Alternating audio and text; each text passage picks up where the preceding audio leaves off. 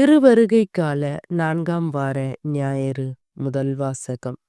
இஸ்ரேலை என் சார்பாக ஆளப்போகின்றவர் உன்னிடமிருந்தே தோன்றுவார். இறைவாக்கினர் மீகா நூலிலிருந்து வாசகம். ஆண்டவர் கூறுவது இதுவே: நீயோ எப்ராத்தா எனப்படும் பெத்லஹேமே, யூதாவின் குடும்பங்களுள் மிக சிறியதாயிருக்கின்றாய். ஆயினும் இஸ்ரேலை என் சார்பாக ஆளப்போகின்றவர் உன்னிடமிருந்தே தோன்றுவார்.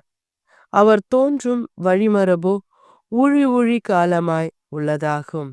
ஆதலால் பேறுகால வேதனையில் இருப்பவள் பிள்ளை பெறும் வரை அவர் அவர்களை கைவிட்டு விடுவார். அதன்பின் அவருடைய இனத்தாருள் எஞ்சியிருப்போர் இஸ்ரேல் மக்களிடம் திரும்பி வருவார்கள். அவர் வரும்பொழுது ஆண்டவரின் வலிமையோடும் தம் கடவுளாகிய ஆண்டவரது பெயரின் மாட்சியோடும் விளங்கி தம் மந்தையை மேய்ப்பார். அவர்களும் அச்சமின்றி வாழ்வார்கள். ஏனெனில் உலகின் இறுதி எல்லை வரை அப்பொழுது அவர் மேன்மை பொருந்தியவராய் விளங்குவார். அவரே அமைதியை அருள்வார். ஆண்டவரின் அருள்வாக்கு. இறைவா உமக்கு நன்றி. 2ஆம் வாசகம். உமது திருவுள்ளத்தை நிறைவேற்ற இதோ வருகிறேன்.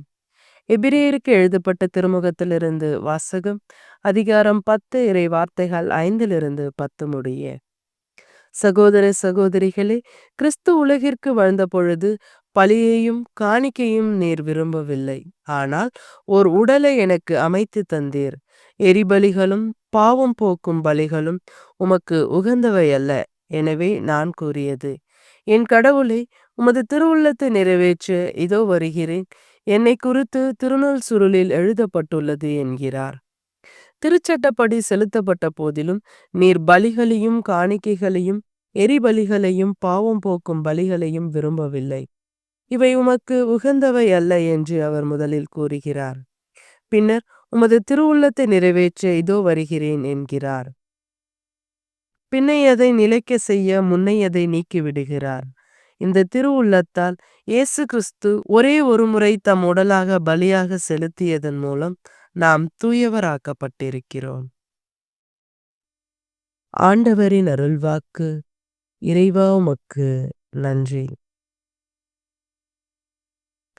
நற்செய்தி வாசகம். ஆண்டவரின் தாய் என்னிடம் வர நான் யார்? லூக்கா எழுதிய தூய நற்செய்தியிலிருந்து வாசகம். அதிகாரம் 1, இறை வார்த்தைகள் 39-45 முடிய. அக்காலத்தில் மரியா புறப்பட்டு யூதேய மலை நாட்டில் உள்ள ஓர் ஊருக்கு விரைந்து சென்றார். அவர் செக்கரியாவின் வீட்டை அடைந்து எலிசபெத்தை வாழ்த்தினார்.